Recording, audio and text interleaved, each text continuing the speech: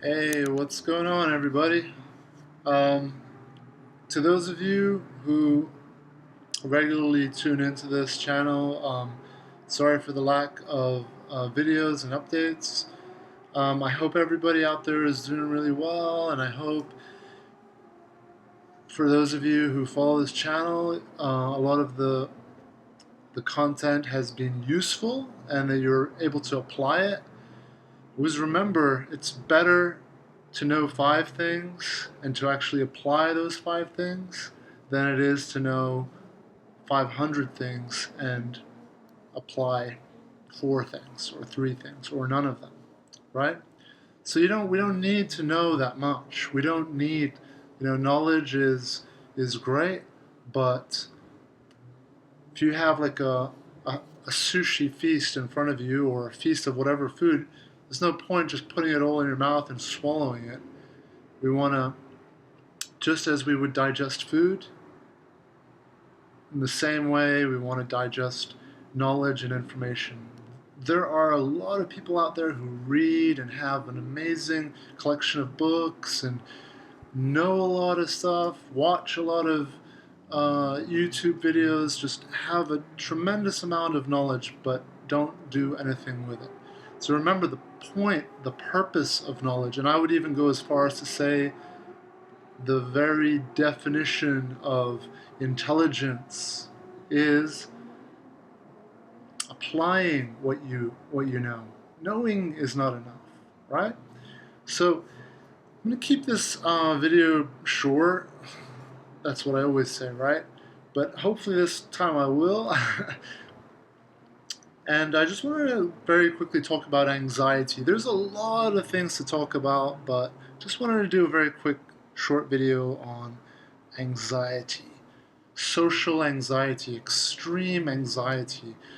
This is something that I have, I don't want to say struggled with. It's been something that we all have. Almost everyone on earth has some level of anxiety. It's just, is the anxiety controlling your life? Is it allowing you, do you have it in check? Are you able to be functional? Are you able to do the things that you want to do? Or is the anxiety so extreme that it's debilitating, where you it's preventing you from going out and doing things? So, first and foremost, I want to just remind everyone that anxiety, we feel anxiety because it's a human feeling, it's a human experience. It is part of being human, which means we all have the ability to feel anxiety and anxious. There is a purpose to feeling anxiety. So it is not a disability. It is not something that is wrong with you. It's not something that, oh, why do I have anxiety, or why do I have social anxiety? We live in a world that's crazy, that's evolving so quickly, and our bodies, our biology is trying to catch up. I call it this painful evolution that we're going through because, for example, going at 70, 80 miles per hour in a metal, steel object on a freeway, you know, you should feel anxiety about that. You know, being, I don't know, however how high these planes are, but like is it 4,000 feet, or God knows how high planes go. But being in a metal object flying through the air at that speed, you should have.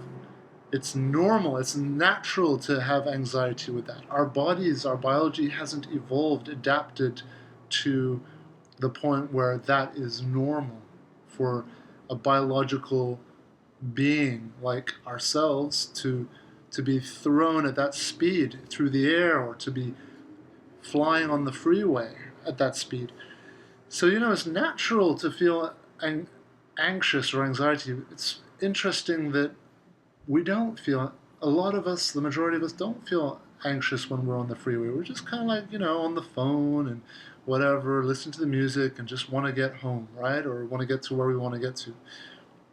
So we block out a lot of things that should really, technically cause us to be nervous or anxious or worried, right? And that's what it really is. It all stems from fear. Anxiety stems from fear. Usually it's the anxiety that manifests in social anxiety. There's a great way to put it, that thoughts of the past can cause depression, and thoughts, or I should say negative thoughts of the past cause depression, because there's positive thoughts of the past too.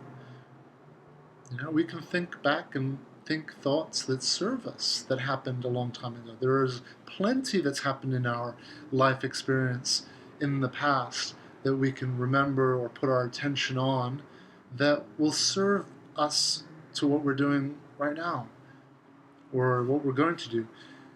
And negative thoughts of the future can cause anxiety. It's usually thoughts of the future that cause that social anxiety. It's worrying about something that's going to happen, thinking about a job interview, overthinking about those things. If I have a fight coming up and just thinking. I know, for example, I don't want to be constantly thinking about that fight. Like, I'm going to think about it to a certain degree, and that's the purpose of anxiety and that fear. It's there to get you to think and to plan and to prepare, right? To prepare for your date, or prepare for the speech that you got to give, or prepare for your job interview. That's the purpose of that fear. The fear is triggered. You get worried about something that you're anticipating, and the fear, the anxiety, it's not a nice feeling. It's the same feeling as like if you hurt yourself or bump your knee or hurt your finger or cut yourself, you feel that pain. It's all, these are lessons.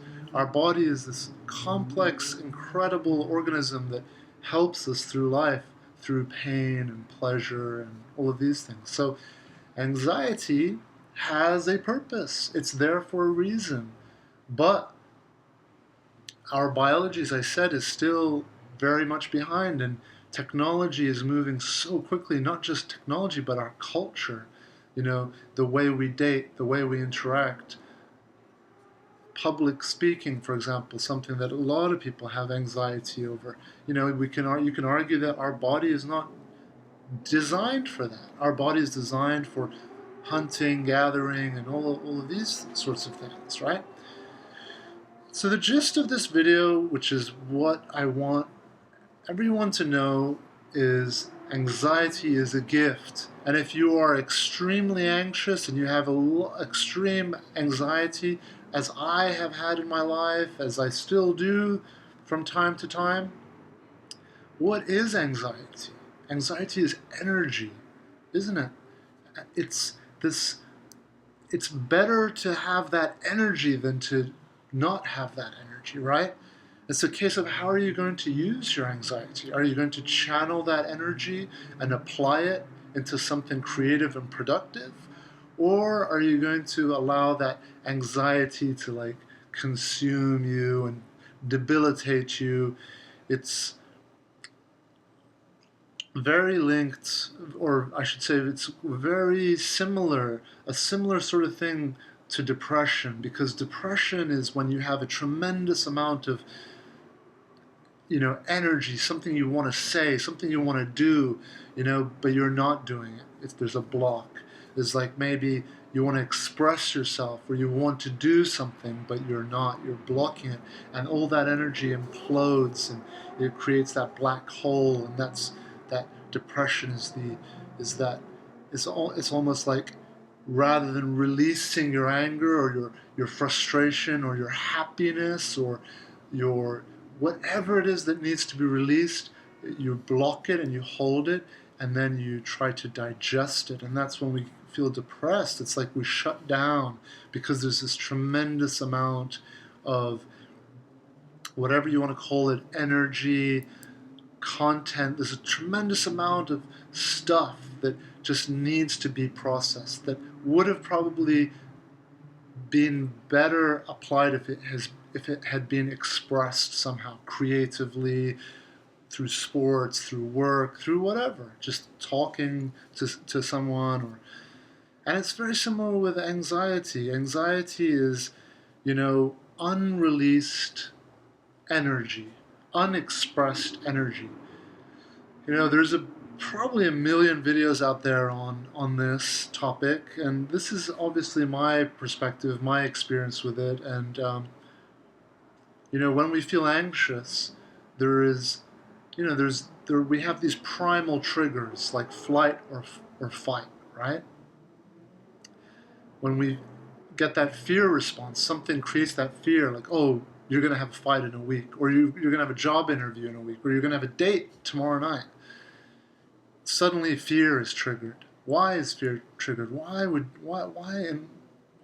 that happen? Does it help us to be nervous?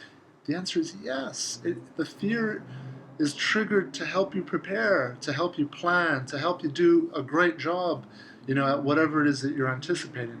But we don't want to be overly fearful, overly anxious, otherwise then it becomes debilitating and it makes our performance not as good. And we wind up being something that we're not. How many times have we gone into like an interview or a date or a fight or whatever it is and thought, that wasn't me, that wasn't who I am, So being able to understand that, hey, number one, it's normal, it's natural, it's a human thing. We all feel anxiety. Some of us are just very, very good at processing it, releasing it, preparing for an interview by practicing, by releasing, by speaking, by acting it out, or preparing for a date in the same way. Some of us, we prefer to do other things and get our mind off, a day, or I'm more like that. I like to put my attention onto other things because I prefer to sort of like go into things with not overly planning it. I like sometimes the spontaneity. Some people do better in those situations, and some people are better with planning. We're all different.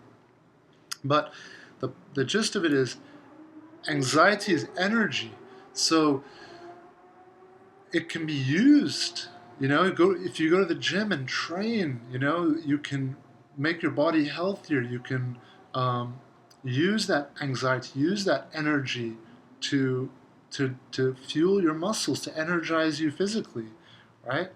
So that's just one example of how anxiety can be used or channeled. You can use it creatively, making music, making art, putting it into your work. At the end of the day, remember, the nuts and bolts of it are that anxiety is energy. It's this energy that's trying to get you to do something.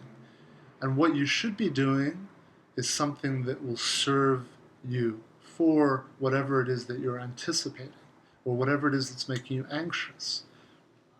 At the end of the day, like a lot of us who suffer the debilitating anxiety, what we're lacking is some of the basic things that I've just talked about, the understanding of why this is happening, and hey, it's okay. Doesn't mean that there's something wrong with you, that you're not normal, or it's a weakness. Not at all. It's a very normal, healthy human response. But a lot of us, we just stop there, and then we don't do anything to help with the anxiety. So, step one, understand what it is. Step number two, realize that it's okay. And then step number three, use that energy in a way that's going to help. Remember, no one's perfect. Everyone gets nervous when it comes to first dates or doing speeches or fights. We all get nervous. I was just watching, recently I've had like a pretty major man crush on Elon Musk. He's just such an awesome guy, and they asked him, "Hey, why do you want to build settlements on the moon?" And he just thought, because I it's depressing otherwise. Like, I want to live in a world where we're thinking about going to the moon. And his answer was simple. It just makes him happy. You know, he wants to live in that world. Anyway, he's a tremendously cool guy, and I recommend for anyone who's interested in technology and all those things to check out what he does. And I was surprised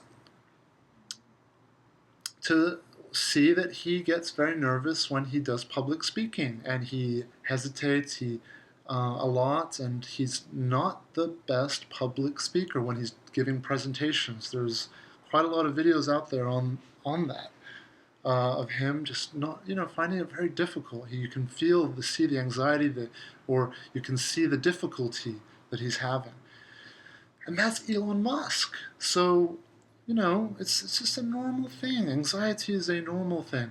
Now, when we start to focus our attention on it too much and identify it overly as a problem, then we can start to pigeonhole ourselves and brand ourselves, and brand ourselves as I'm an anxious person, or I suffer anxiety, or I suffer social anxiety, right? And then it can become your personality. It can become who you think you are. It is not. We all experience this, and we all can bring down the levels. We can all bring our anxiety into harmony, into balance, by simple things. As I said, some of those simple things are: number one, just be okay with it. Remember, being okay means it's linked to love. It's linked to acceptance. That's why so many great people, musicians, artists, whoever, preach and value love. Love conquers all. Love is the greatest thing of all. It is very powerful. Love is very powerful. Love is acceptance. It's when you're like, oh, I have anxiety when I go out in public, just interacting with people, or just simple interactions that shouldn't be difficult. I'm very anxious about. I have difficulty with. Well, number one, hey, it's okay. We all do. We live in a crazy world where everyone's mixing from all over the world, and so there's a lot of reason to be anxious. So accept it. Acceptance is very important. When I go out in public, I live a very peaceful, quiet. I meditate a lot. The screen, even on my computer, I've never set it more than 3 bars of brightness, because I believe that brightness is just not good for my eyes and all sorts of other things. So for me, I've gotten used to it being on 3 bars of brightness, and I think that it makes me more sensitive to stimuli, which I like. I think that's a strength. It helps me in my jiu-jitsu, in my fighting. I can feel my opponent, what they're going to do. I can sense people, So there is this other side of anxiety with people who have sharper, stronger senses, who are more in tune, or more, not dulled down senses, because the world we live in is noisy and bright, and there's all this stuff going on. That everyone's got their screens full, on full brightness, and so the majority of people go out and aren't, overwhelmed by the lights and the noise and all of this, because they're used to it. They've gotten used to it, right?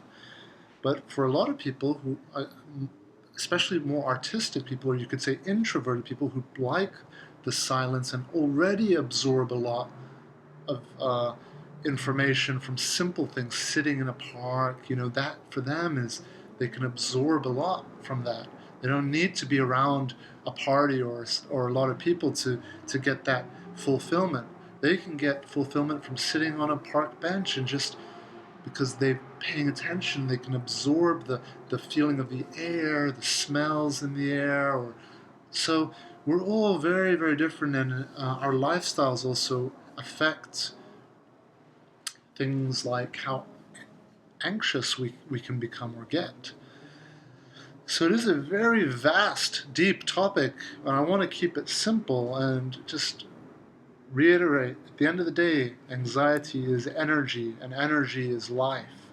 Energy is a good thing, so it's not a bad thing. It's better to have that anxiety and energy than to not. The absence of it, believe me, will be a lot more of a difficulty. The absence of that energy, right? So I said I was going to keep this video short, and I'm going to try my best to stick to my promise this time. And so yeah, alchemy is a great thing. I heard this word once a while ago. It's often thrown around a lot in like spiritual, I guess, or uh, groups, or people who are into spirituality and all this kind of stuff. Alchemy, being able to take something bad and turn it into something good. Well, another simple way to look at it is your digestive process. You put a whole bunch of different things in your mouth and you swallow, and your digestion does the same thing. It identifies what serves you, and it absorbs those things into your body, the nutrition, and then it shits out what it doesn't need. So it's the same with everything in life, including things that make you anxious. If you have an event coming up, or you have something that's creating anxiety, or you just have difficulty going out, well, you don't want to over worry about that, over brand yourself, over plan, over prepare, because your attention being on that topic will make that topic grow. Remember, what you put your attention on becomes powerful. So, put your attention onto things that make you more powerful, right? Meditating, strengthening your focus so that when you go out in the world, if you have a fight, if you have a date, if you have a job interview, that your mind, your attention isn't going to be weak and just go on to thoughts that don't serve you. What if this happens? What if I say this? What if he doesn't like me? What if she doesn't like me? What if I slip and fall? Or what if, right? Those are the millions of thoughts that our mind generates to help us, to protect us. But it's our attention that's weak. So I always advise and recommend anyone out there to get into meditating. Meditating is all about strengthening your focus, strengthening your attention. I'm sure some of you have seen those images of fighters sitting under a waterfall and just under a cold waterfall, and they're just meditating. Well, yeah, that's hardcore meditating. You don't need to do that. You can just sit there right now after watching this video and attempt a 60-second, 1-minute meditation. And try to be aware of how many times in that 60 seconds your attention goes on to other thoughts. Instead, try to train your attention so that it's focused on whatever else. So it could be your breathing. Breathing is like a big one, right? It's a simple one. I like to focus on just the feeling of my body, just feeling like the air on my, just put my attention into my fingers or put my attention to my toes. You can do that. Our attention is incredibly powerful. And if we allow our attention to get weak, it will be hijacked by thoughts. Rather than how it should be the other way around, your attention is what you decide to put it on. If you see fighters, they're very focused on the fight. They're focused. There's a great thing that happened a couple of months ago. A few months ago, Rose Namajunas, who's a UFC fighter, incredible fighter, went up against Joanna Jędrzejczyk, or whatever her last name is, who was really an intimidating bully, and leading up to the fight, Rose had to face off with her. This is their first fight, leading up to their first fight, and Rose had to face off with her. And it was just beautiful, beautiful moment, like in existence in our life that we can learn from, where Joanna was like intimidating her, bullying her, telling her things like right in her face, and even at one point put her fist in Rose's face. And Rose was just reciting the Lord's Prayer. because at that moment that was her meditation, and she was using that prayer to help focus her attention, right? That was what her focus was on, not all the words, not the cold waterfall that was falling all over her. Her attention was focused on, Lord, our Father who art in heaven, hallowed be thy name, thy kingdom come on earth as it is in heaven. You've heard me say this prayer before. It's an excellent prayer. I'm not Christian, but it's a wonderful, wonderful meditation. And prayer is meditation. That's the incredible thing about journaling, gratitude, journaling, counterbalancing, or you're putting your attention, using your hand, using your pen, you're controlling your attention on what you're writing. Yeah, there's a lot of people that can type and or do things and their attention's elsewhere. But when you write, especially by hand, there's something powerful in that where you can take hold and take control of your attention. And once you learn how to take hold of your attention through these tools, and there's lots of different tools. You can go and walk, you can rock climb, you can do jiu-jitsu, you can golf. Golfing is a meditation. You can go fishing. Whatever it is that allows you to put your attention onto something and train it, then the more you do that, then the stronger your attention will get. And the stronger your attention gets, you will see your life transform, because the more you will have control over your life rather than your life being controlled by other things like porn, drugs, alcohol, exes, girls, guys, whatever it is that you feel like, I just can't break my addiction to those things. It all comes down to your attention, strengthening that focus, that attention. All right, everybody. So hope everybody out there is really well. Everything here is great, and doing more sessions than ever. And the sessions are amazing. The people I'm working with are just incredible, and they're all, I get inspired by them, by their journeys. So we share with each other. And sending everybody out there all the best. So wound up being another long-ass video. All right, adios for now. Talk soon. Bye.